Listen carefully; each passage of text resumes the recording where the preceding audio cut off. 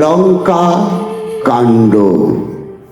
শ্রীরামচন্দ্রের সহিত কুম্ভকর্ণের যুদ্ধ মৃত্যু, তৃতীয় ভাগ। বালি রাজা নহি আমি, কোমল শরীর বজ্র সম অঙ্গ আমি, কুম্ভকর্ণ বীর। যেই সব বীর বধ করিলে সেই বাণে, সেই সব বাণ এখন তুলে রাখো তুলে।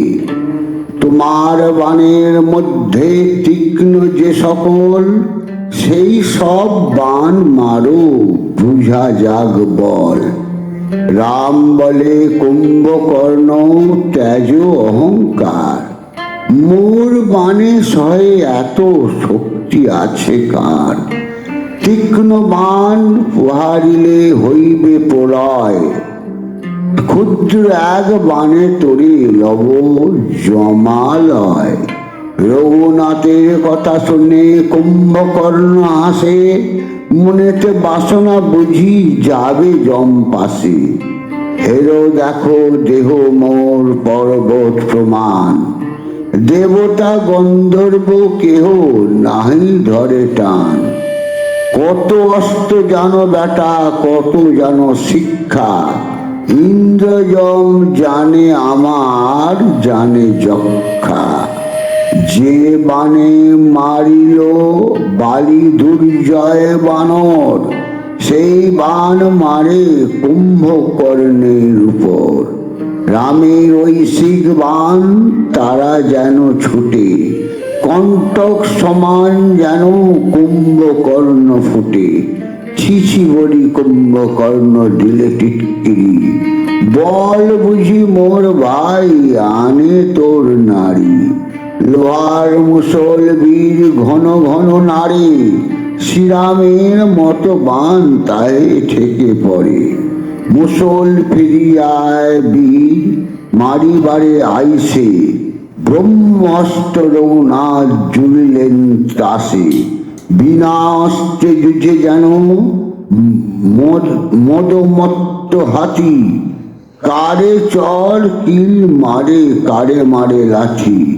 ভূমে পড়ে নীলবীর হইল কাতর, মুসলের ঘায়ে মারে অনেক বানর।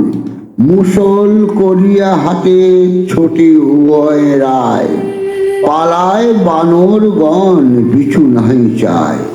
ডাক দিয়া কহিতেছে ঠাকুর লক্ষণ, এক উপদেশ শোনো যত কপিগণ। পাগল হয়েছে বেটা রক্তের দুর্গন্ধে, জন কত বানর উঠো উহার স্কন্ধে। ভর না সইবে বেটা পড়িবে চাপনে, ভূমিতে পড়িয়া মারো পাপিষ্ঠ দুর্জনে। লক্ষণের বাক্যতে সাহসে করি ভর, স্কন্ধে উঠে বড় বড় অনেক বানর।